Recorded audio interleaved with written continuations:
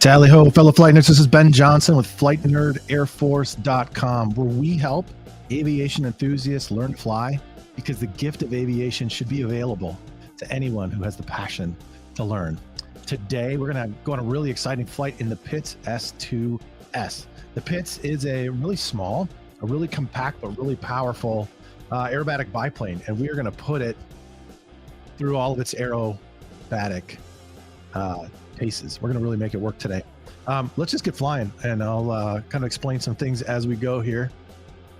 1 second, let me get up some information for us on the Pitts. All right, so the first thing you're going to see with the Pitts is that it is not easy to control. The rudder, it's a tail dragger airplane. It's got a lot of power, and it's really lightweight. I am barely touching the rudder pedals on this plane, and it is already dancing. And we are obviously up, ready to fly already. It does not take a lot of runway to get this aircraft up and off the ground.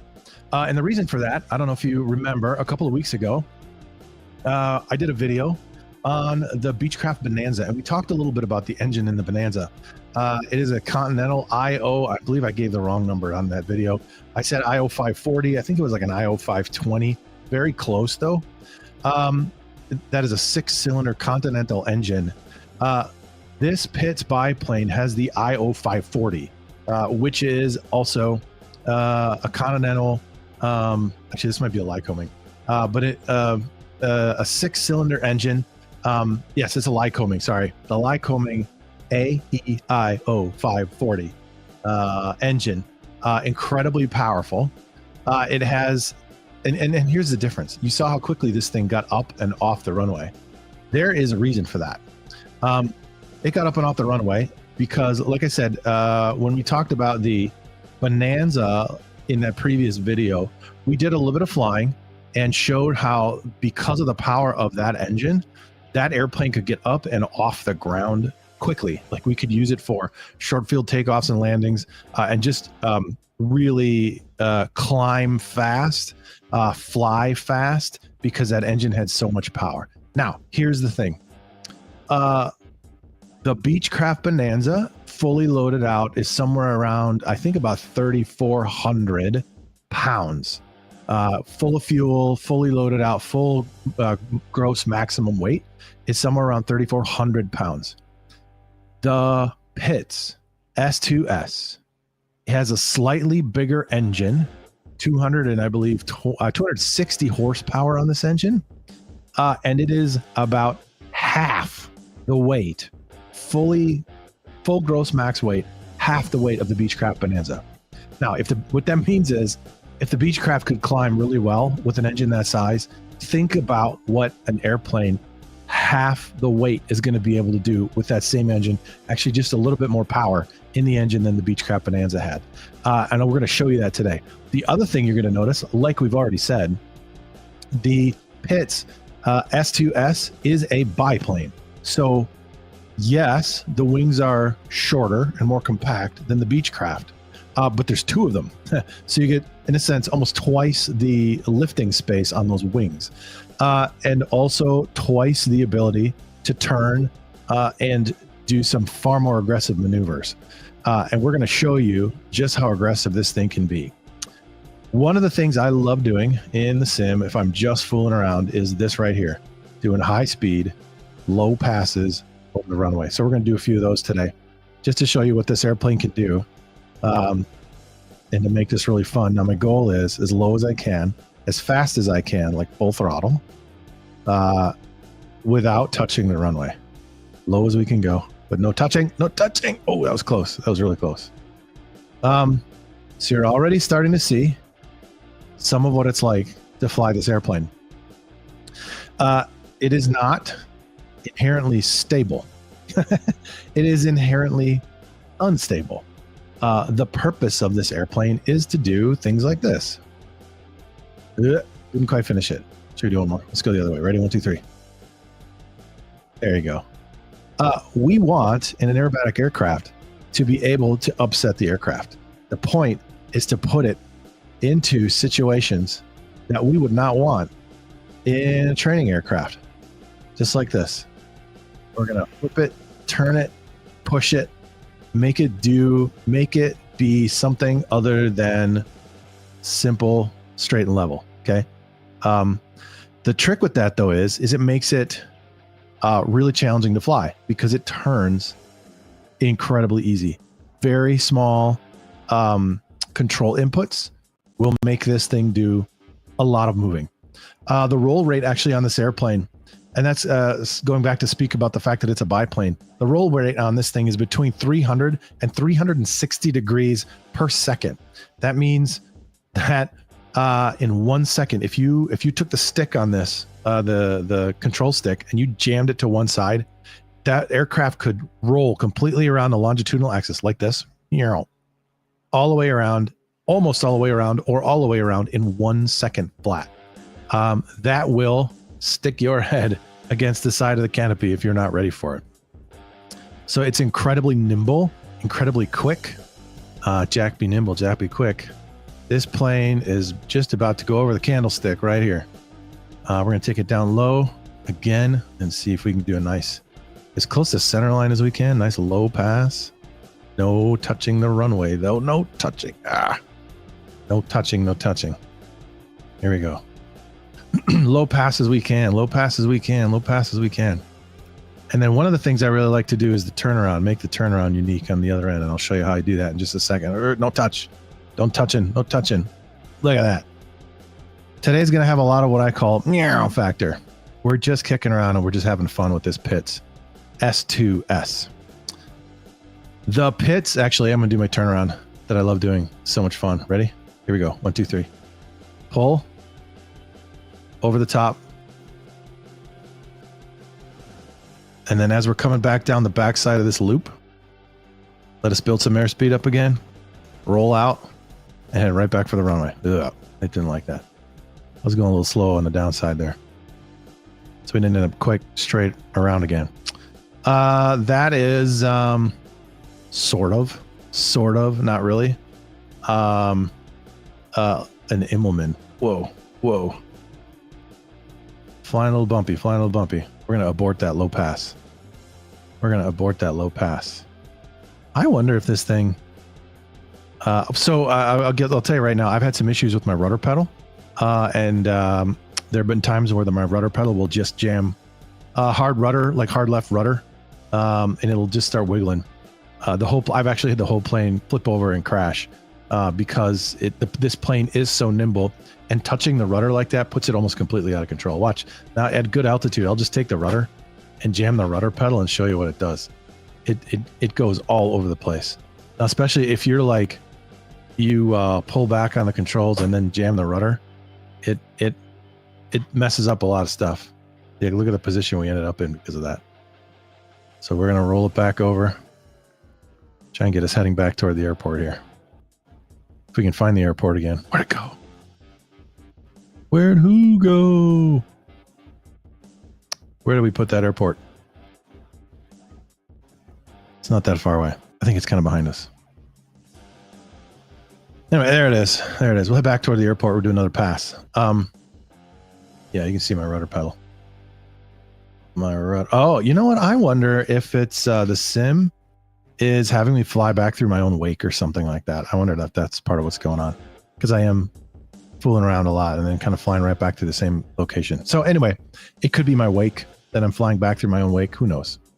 Anyway, you're going to see a lot of loss of control today because this is a really nimble, really fast airplane, and it can be very challenging to fly. I actually had somebody tell me that I have personally never flown one of these in the real world, but I have people say to me that landing this is a far bigger challenge than you might realize. Let me show you one of the reasons why it's such a challenge to land.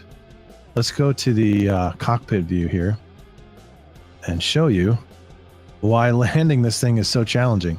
Now imagine you had to put this on the runway and this is all you can see. And it's actually worse than that. What your landing picture is actually going to be more like this, because you're going to land a little bit nose high. Let's turn around and see if we can find the airport, and we'll do a pass over the runway and we'll show you what it looks like and this will be flying straight and level. When you come in for landing, actually, you know what? I'll do a slow pass. See if I can get it slowed down enough to give you a good sight picture of what it looks like as you cross the threshold of the runway. The nose goes high because it's a tail dragger, and the tail wants to drop down. The nose is up high, and people will say you fly this by peripheral vision. You don't fly this by looking ahead. You point your eyes ahead, but you kind of focus your attention with your mind and not with your eyes. You focus your mind's attention on your peripheral vision. So right here, you can see, I almost can't see the runway already. So we're sinking down, but I'm kind of focusing on just looking straight ahead and using the side to sort of see where in the world the runway is. There we go. We can kind of see the edges of the runway coming up, and I'm still too fast. I'm going to go around because my goal here is not actually to land. But now we get up to speed. We can point the nose back down a little bit. You can just see the difference between nose high and nose straight ahead. The sight picture, the sight view. It's really challenging to land. And the other thing is, with a Cessna 172, you're going to slow down and it will nice and gracefully sort of settle down onto the runway, and you'll get a nice gentle touchdown. And it's almost like you just kind of pull the yoke back and pull, and the plane will just kind of sit down, just ease down on the runway. This airplane, the line that I'm always told is you have to fly it. You have to actively be flying it all the way down to the runway, because it's so nimble and it moves so quickly that it doesn't mush anywhere. By the time you get your airspeed down near stall speed, it just stops flying. It needs airspeed to continue flying well. Let's take a look around. Some gorgeous scenery today. We are flying today out of Sedona, Arizona. This is kind of one of the featured airports in Microsoft Flight Simulator. This is 2024.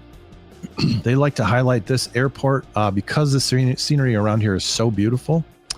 And a lot of the flight training, I think, in the sim happens out of this airport. So we get a good picture of that today. Maybe we'll fly around some of the rock formations to just see what this little airplane can do. And I do want to show you some great aerobatic flying with this as well. Yeah, see, look at this. That's a great view right there. Look at that amazing view. Oop. That little doodad out there helps you know by sight picture what your attitude is. Because if you had an attitude indicator in this plane, remember, attitude indicators work on a gyroscope.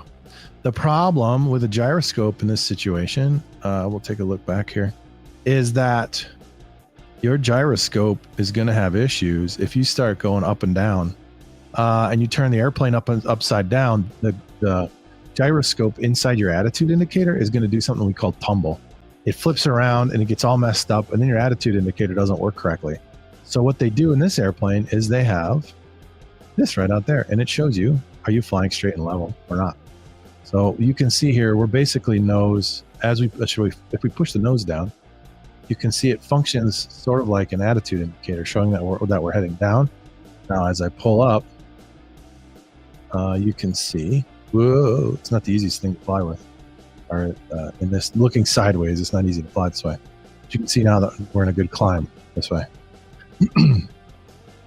And like, it'll show you when you're perfectly vertical. Like, should we pull vertical? See if we can get this thing going vertical. Come on, baby. Look to the left. Look to the left. Sorry, my camera doesn't want to look. Well, we're doing a hammerhead stall.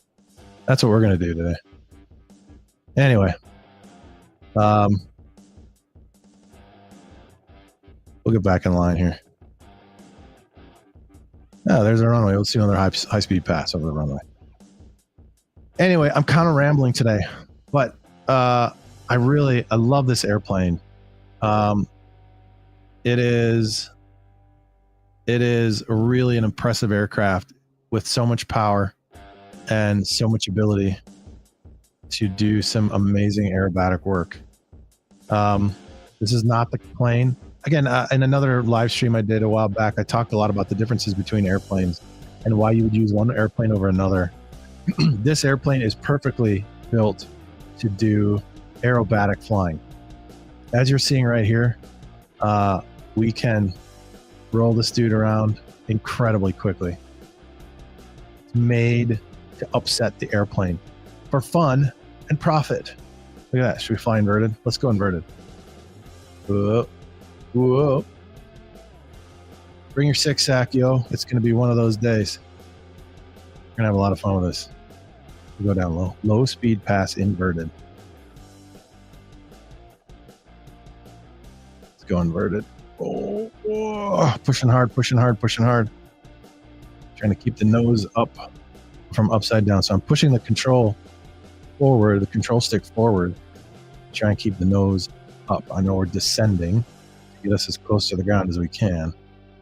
And we got some mountains off in the distance that I'm not going to be able to outclimb inverted like this.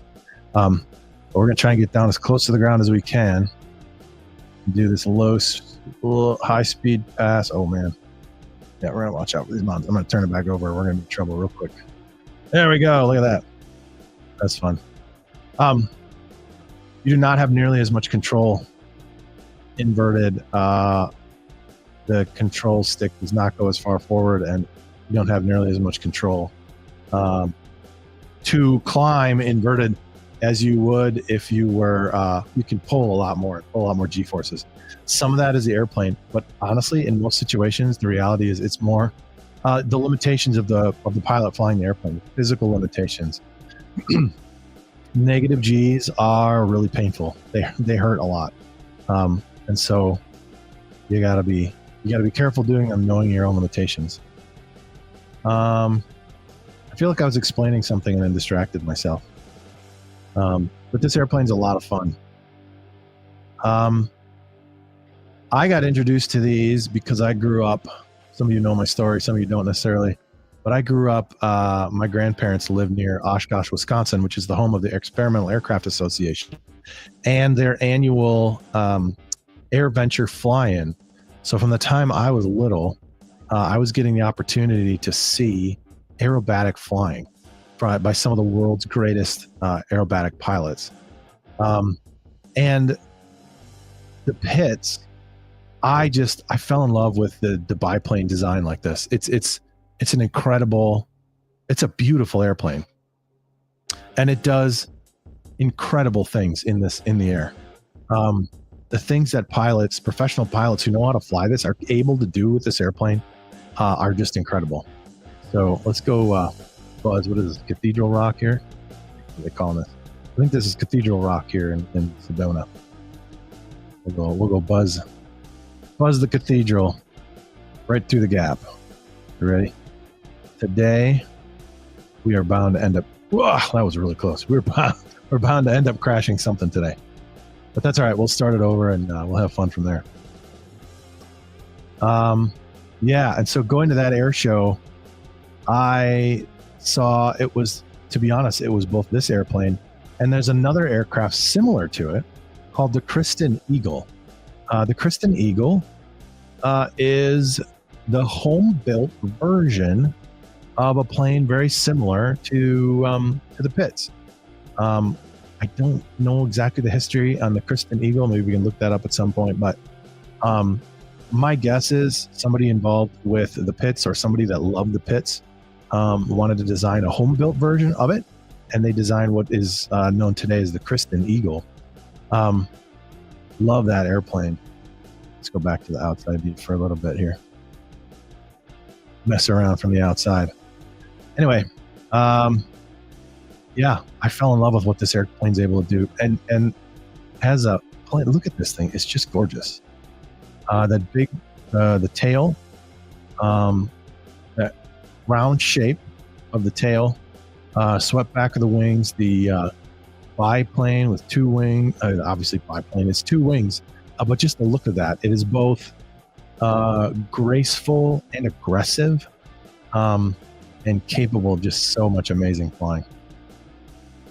Look at this piece of cake. piece of cake. The only limitation is how much you can do before you're tossing your cookies in this thing.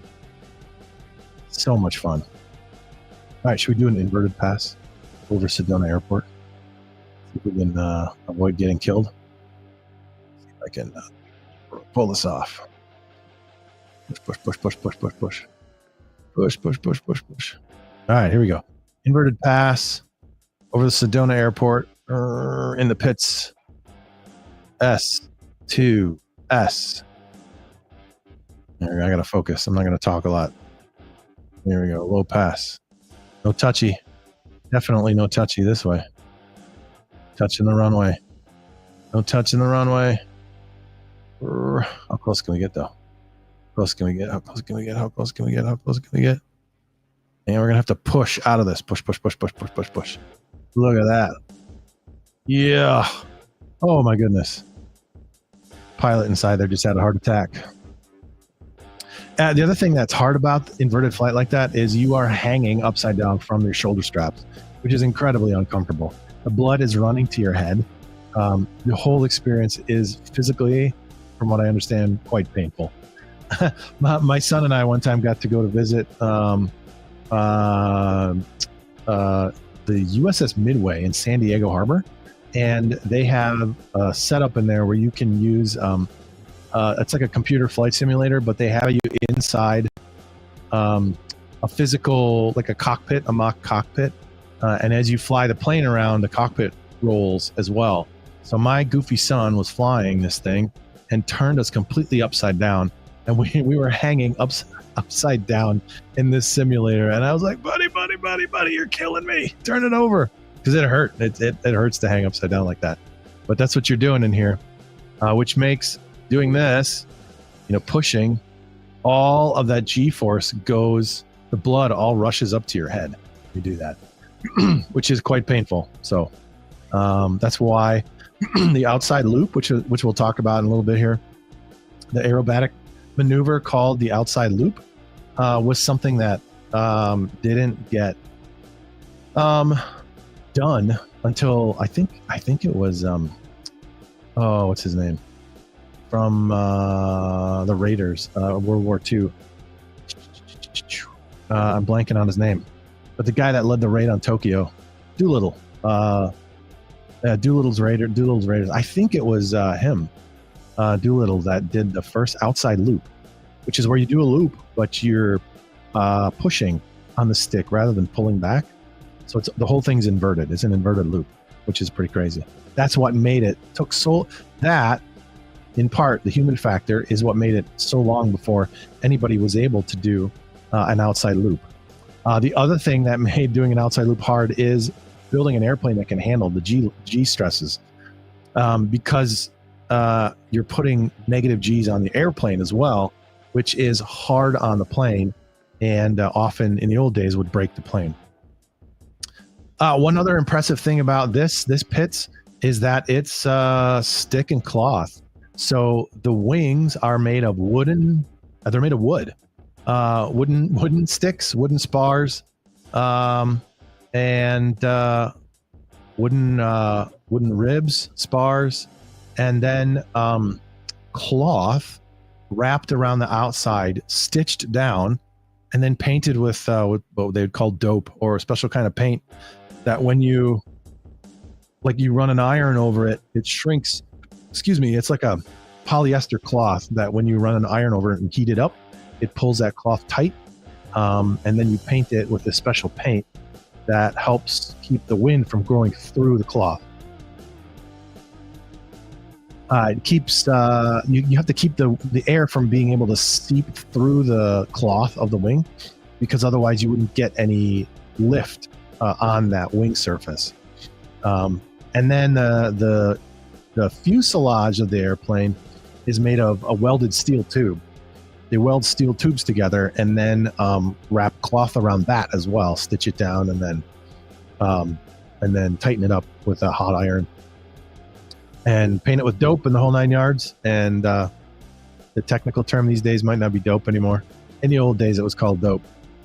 And then that seals off the cloth, and it allows the plane to be, in a sense, airtight, and allows the aerodynamic features of the wing and fuselage as well to actually work without leaking air through the cloth. So, and I say all that to say, all this ability, the ability to crank and pull and do high G turns and all this stuff is being done with wood and steel tube and cloth covering, which is part of what makes it so impressive, right? One of the things that has changed aerobatic flight, so one of the reasons that a lot of the old aerobatic airplanes were biplanes is because you couldn't build a strong enough wing with wood and cloth to handle the kind of stresses it would take to make this airplane only one wing. You needed materials that were stronger than that to handle the kind of stresses that you were putting on the wing.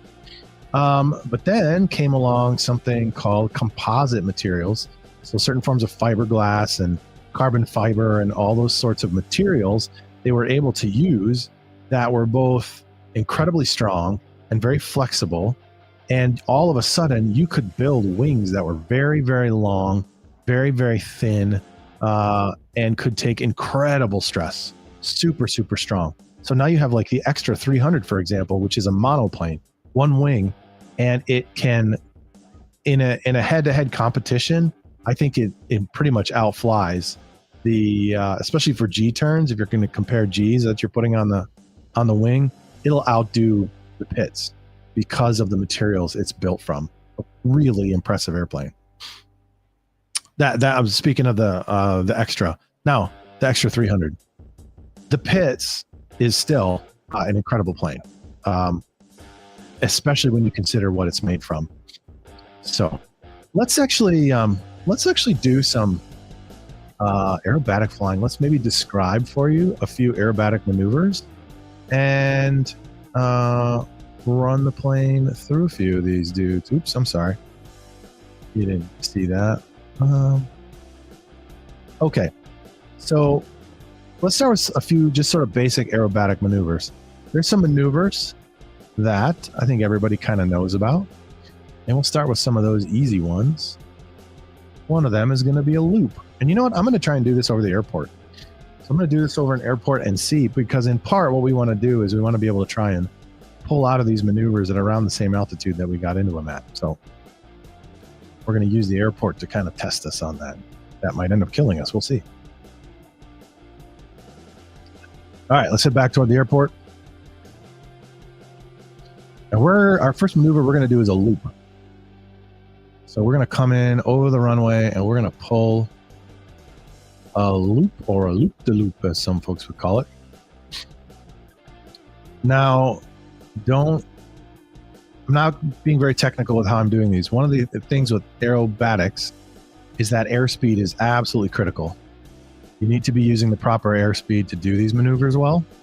And I am way over green arc on my airspeed right now, but I'm going to do this loop anyway. Here we go. Ready? Straight and level.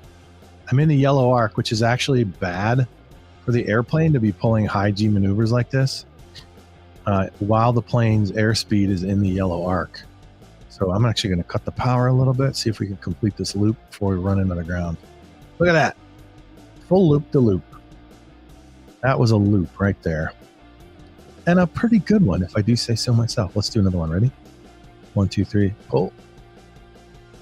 So this Pitts is so nimble. One of the things you have to be careful with is it's possible, I'll show you in just a second, to pull the control yoke back so hard and so fast that you actually end up stalling the plane before you're able to climb. So let's do this. Let's get some airspeed, and I'll show you what I mean by that. That second loop, by the way, that was not great. We were off center line. I think when I got up near the top, I ended up going off center a bit. So we're going to build some airspeed. I'm just going to yank really hard back on this, and you will see my angle of attack indicator down here will go to, and it'll start beeping. We'll go to stall pretty quickly. So ready? 1, 2, 3, yank. And see how we did end up actually looping, but we Almost killed it. So I'm holding it full back elevator. Now I'm stalled. Now I'm good and stalled. There we go. It's hard to get back from that too.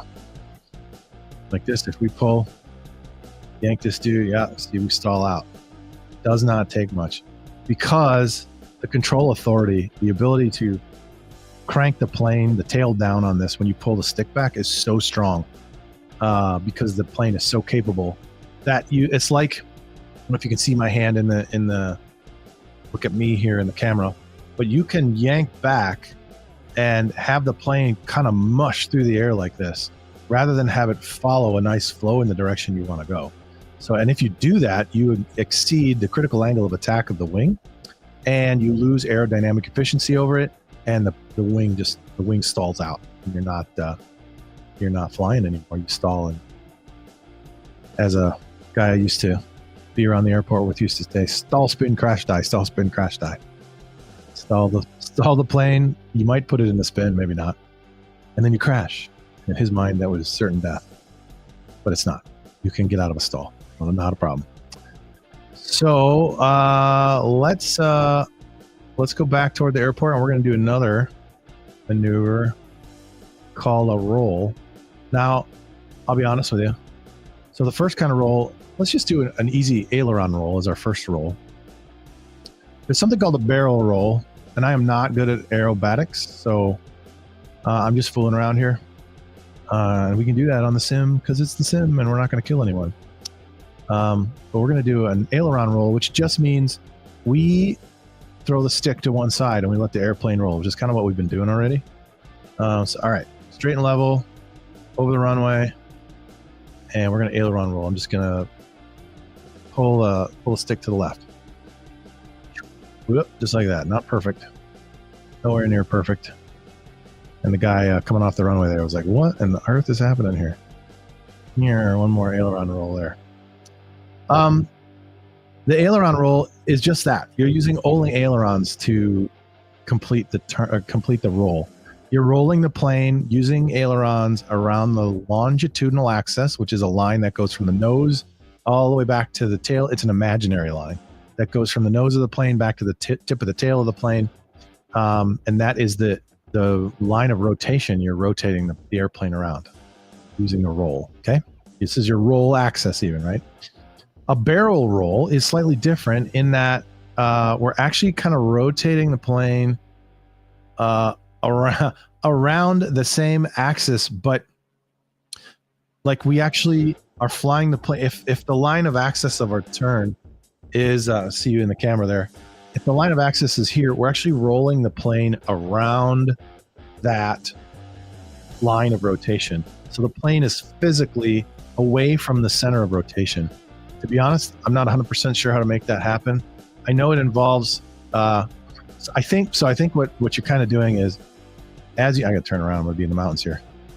As you begin to turn, kind of like this, eventually your wings are gonna be perpendicular to the ground. And when you do that, you need to add like some right rudder to keep the plane's nose up in the air. And then as you come up over the top, you need to push on the elevator to get the nose to stay up. And then as you go the other way, you got to use opposite rudder. And then as you're coming back down this way, you got to pull on the stick in order to keep the nose up. So it's all kind of, it's like 1, 2, 3, 4, 1, 2, 3, 4. I hope any of that, I don't know if any of that made sense for you, but so maybe something like this. As we roll, I'm going to kick a little right rudder around the top. I'm pushing, opposite rudder, and now I'm pulling. Yeah, it's a mess.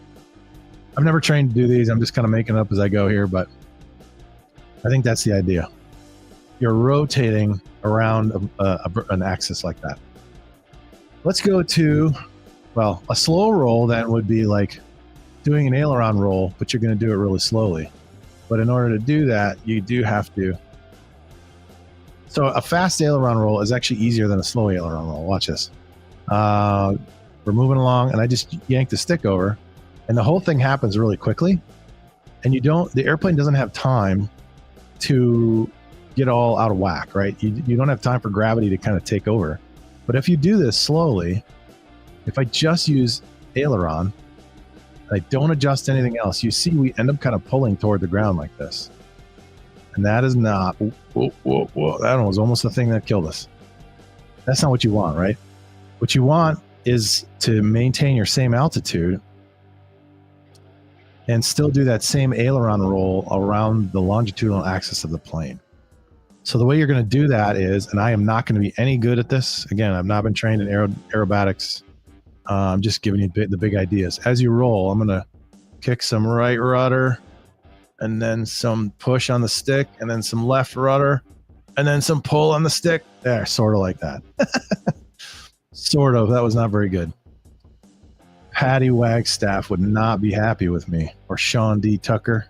Those are air show performers. And then I got to push, and then I got more rudder, and then I got to pull. See, I've lost a ton of altitude. But real aerobatics, if you ever watch inside the cabin of or inside the cockpit of a plane that's doing aerobatics, and you watch the stick movement that they do to pull these maneuvers, it is not just one movement and then done, one movement and then done. It's a ton of different, the stick's going all over the place, their feet are dancing all over the place, but the maneuver looks nice and smooth. Let's try some other maneuvers here. Should we try a hammerhead? I actually had the opportunity one time when I was a high school kid to be in a plane where the pilot did a hammerhead stall with me. It was a ton of fun. He had a 1936, 37 Waco biplane, and he needed to burn some gas off in this plane because it was going into the mechanic who was going to fix the gas tank, and he didn't want to waste the gas. So we went out and burned some gas, and he took me out. He didn't want to do any maneuvers that left us inverted like this because he didn't know how much gas was in the tank. So we did a hammerhead, which is you climb up to vertical, and as you get near the top of the turn, you kick left or right rudder. I think it's better to go one way or the other because of the engine torque. But we're going to do left today. And as you kick left rudder, the plane will kick over and it'll come back down. Let's do it. Let's go up to vertical. Left rudder. I came over the top too much. Not working out. This is not good, Mav. This is not good. All right, let's level off again and try again. Ready? So the idea is we're going to pull up to vertical. I'm going to kill the power. So I actually come kind of to a stop. Left rudder. Left rudder. Come on. Yeah, that wasn't quite right. Let's try it again. Let's pull out of this. Straight and level. Pull up into the vertical. Kill the power. Rudder. Come on, baby. Rudder over. Sort of, but not really. Come on, straighten out. That wasn't quite the way to do that, but it's okay. That one was okay. The idea is you want to come back nice and smooth, so you end up turned 190 degrees the opposite direction. 180 degrees the other direction. Let's try one more. I never promised these were going to be good. I just said we're gonna try some. See what this produces. Sort of. Long way from perfect. All right, let's try another one. The Immelman turn. An Immelman is like you start off doing a loop, but not a whole loop. You do a half of a loop. And when you get to the top of the loop, you actually execute a roll. And the idea here is it's a way of turning around and gaining altitude at the same time. So let's try one of them. So we're going to start a loop. We're going to go up over the top, and as we get halfway through the loop, we are going to push, and then we might be out of we're out of airspeed. Gonna need to let it fall here. Okay, let's try that again. So that's not really how it's supposed to go. Something similar to that. So straight and level. Pull some airspeed here.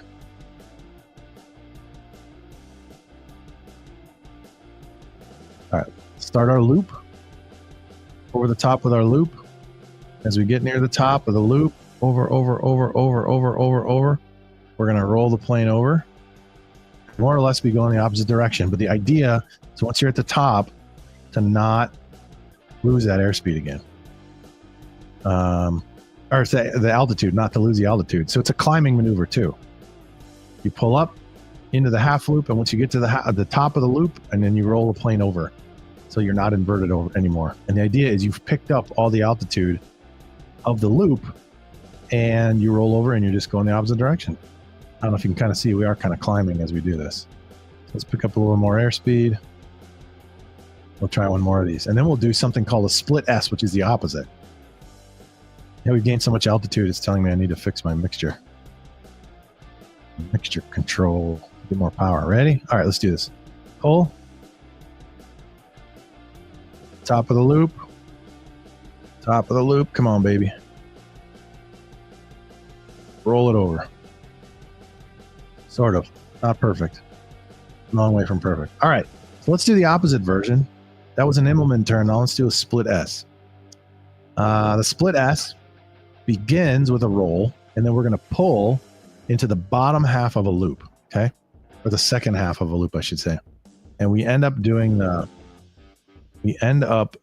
completing the loop and turning around on our way down.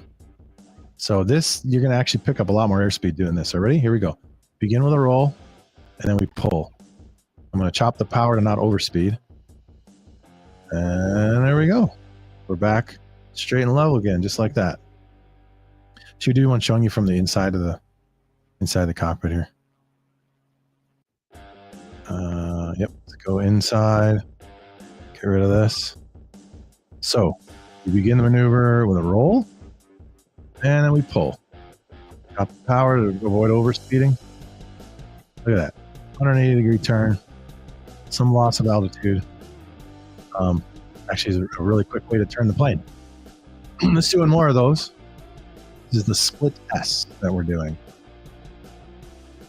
And let's see if we can get to where we're over the runway here. I don't know, it's below us somewhere. Ready? Okay, let's start a split S with a roll, a pull, drop the power to avoid overspeed. And just like that, put the power back up. You're heading back the other direction. That's a great way to turn around really fast. A bit of a combat maneuver to keep the bad guys off your tail. The split S. All right, so the next thing we're going to do is something called a Cuban 8. Cuban 8 is a little bit like we were doing before. It's a little bit like the Immelman. So you'll climb, you'll do a half of a loop, and when you get to the top, you will pull until you're past being the top of it. So you're going back down at a 45-degree angle, and then you will roll out. You'll go back down to the altitude you started at, and then you'll climb up and you'll do another one, go down to the 45, roll out, and you'll end up going the same way that you started. Does that make sense? So it's a little bit like a figure eight. Imagine if you took a figure eight in the air and you flatten the bottom. It'll look kind of like this. Let's give it actually, let's see if we can find the runway again. Let's find the runway and kind of do one over that. Not sure where the airport went. Where did we put the airport? Man, I don't know about you, but I'm having a lot of fun with this one. Messing around in the pits. S2-S. All the power of the Bonanza, half the weight. All right. Let's, I don't know, this might be easier to see if we do it from the outside. Oops. Let's do the external view, and I'll close this window. I'll close this now. Get rid of that. See if that helps. I'm not sure. So we're going to get down low. And we're going to use the runway as our gauge of, are we lining up well here? Again, I'm way too fast for this right now, but it's a simulator.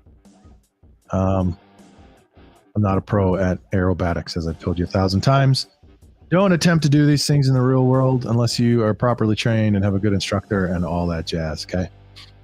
Don't get yourself hurt. We're playing and experimenting with fun things in a simulator because we don't get hurt in a simulator.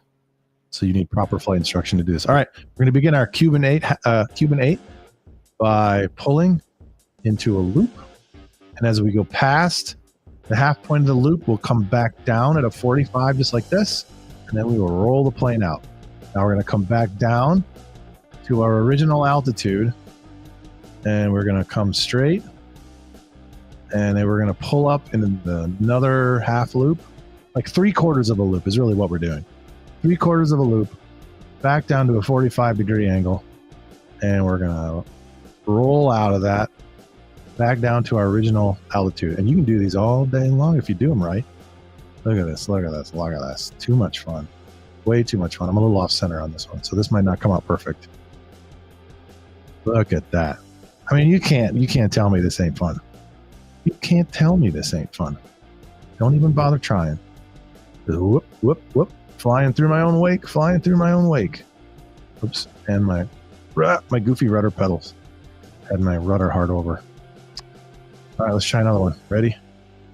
Pull into the loop. I'm a little off center on this. Might not be perfect. Can't everybody be perfect? Come on. Down to the 45. Roll. I'm gonna try and recover. I don't know if you've been noticing, but I'm trying to fix it so I get back over the runway as I do this. So my 45 down line is not the best. There we go. Over the runway. Over the runway. And pull into our next loop. Again, these are Cuban 8s. When I told you I like to do dramatic turnarounds to go back to the runway when I was flying before earlier in this video. Ooh, that was a rough, that was a really rough roll. Anyway, when I told you I was doing some dramatic turns to go back to the airport, I was basically doing half Cuban 8s. Only one half of the Cuban 8. So we kind of been doing full Cuban 8s here, where we do both directions. So over the top, 3/4 of a roll, down to the 45, roll out, keep rolling down, down, down, down, down, back to our original altitude, and we do the second one. A half Cuban 8 is just one side of it and not the other side. So tons of fun, tons of fun. And you can do this with a plane like the Pitts. If you tried to do this to a Cessna 172, you would probably rip the wings off, or you would seriously damage them, and they would never let you fly it again because it would be broken.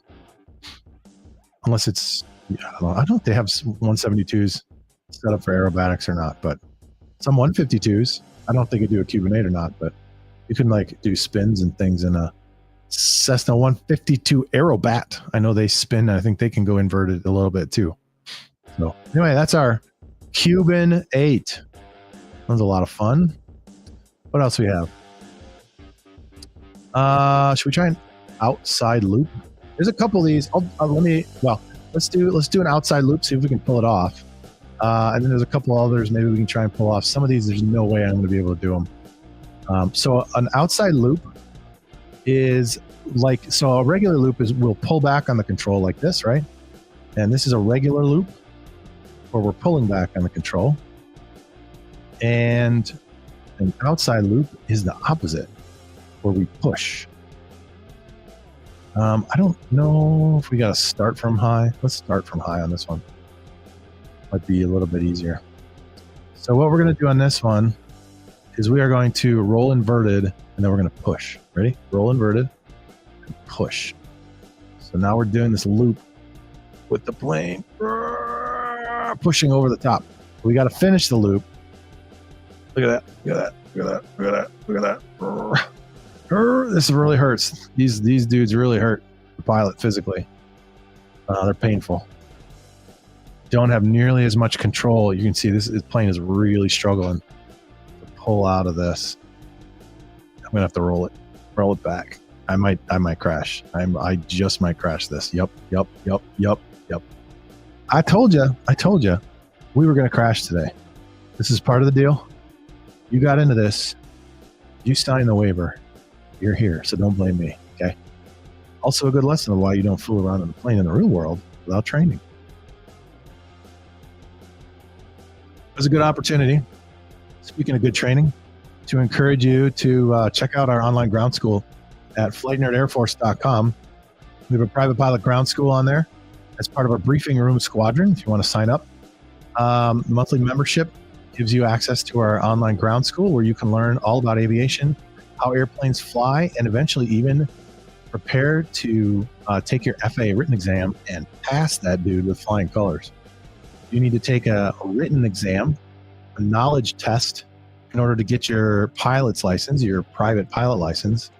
And we have a course on there that will help you do that. So if you go to flightnerdairforce.com and look for the Briefing Room Squadron, sign up for that, and we'll get you rocking and rolling, ready to take and pass your FAA written exam or just learn about aviation because it's a lot of fun. All right. We sorted in an outside loop. I'm not going to bore you with that one again. I think you get the idea. The other one I wanted to show you was knife edge flight. Knife edge flight is just flying the plane on the edge of the wing like this. And it's all about rudder work. So I got full right rudder here, trying to hold the plane in a straight line. I do not have enough rudder authority here. Let's see here. Roll left rudder. Try and keep the nose up. I'm not doing so hot.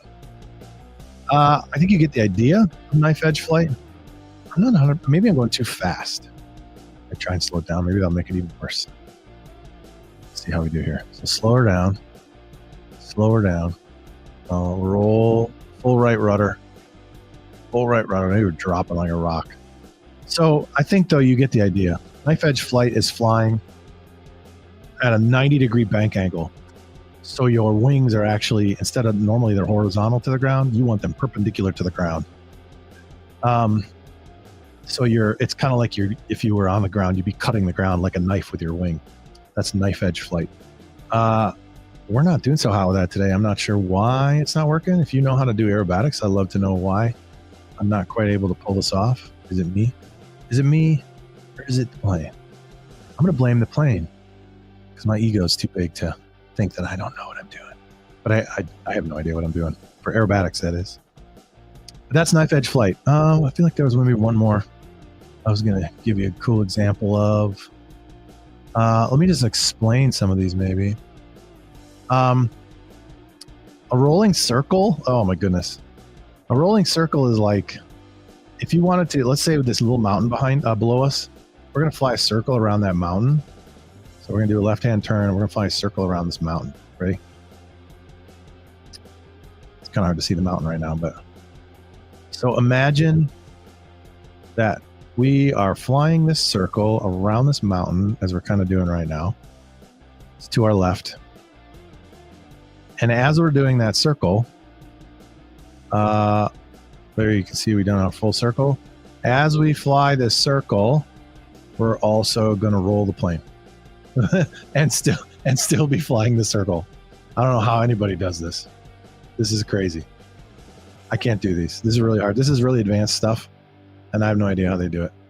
Yeah, keep pulling. I can do it in stages. Here we go. Pull, roll, pull, roll.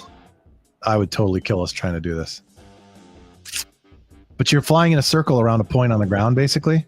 But as you're doing it, you're rolling. And I imagine you can... I'm about to crash. Got to get some airspeed going again.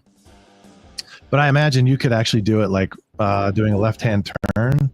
You think you could do a left-hand turn and a right-hand roll? That might be awfully hard. I don't know if that works or not. I'd love to hear if you happen to know if that works to do a left-hand turn and a right-hand roll. That'd be pretty epic. Yeah. There we go. Got us going straight and level again. Another, let's see, what else do we have? A torque roll. We're not going to be able to do this really well on this airplane either. On a torque roll, you would climb vertical, basically till the plane runs out of airspeed. And then the torque of the engine, see, I don't know what I'm doing. I'm not going to be able to pull it off.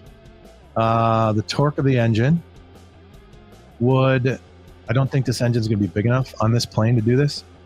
You go vertical and you keep it vertical as long as you can, almost to the point where you stop flying. And the torque of the engine will make the plane spin around in a roll as you're either climbing, or sometimes folks will do it as a tail slide. You're going down backwards in a vertical, and the torque of the engine is making the plane turn. So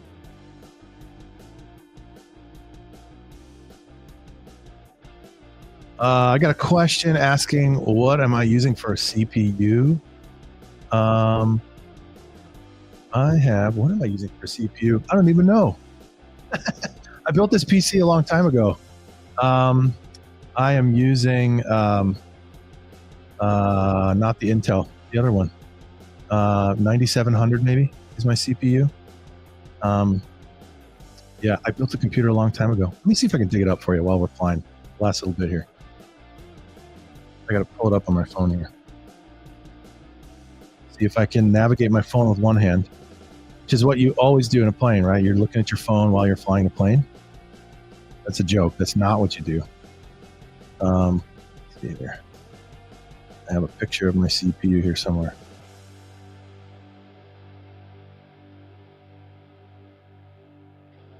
Yeah, it's a Republica Gamer. Where did I put that CPU? Sorry, the AMD Ryzen 9 5950X is what I've got working on my computer for my CPU. And I am definitely flying a real plane. This is amazing. The Pitts S2-S is a very real airplane. In the simulator to simulate real airplanes.